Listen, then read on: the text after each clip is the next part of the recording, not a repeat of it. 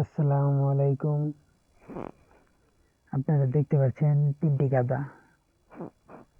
এতদিন দাদা দাদির মুখে শুনে আসছি গল্প যে গাধার, আজ নিজ চোখে দেখতেছি। হ্যাঁ, এই তিনটি গাধা আমার কাছে অনেকটাই ভয় লাগতেছে।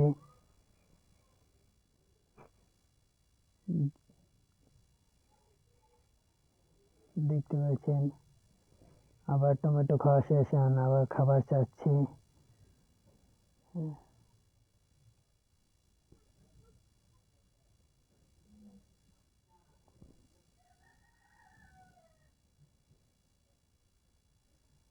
এই যে গাধাটি প্রেগনেন্ট, এই যে এটা।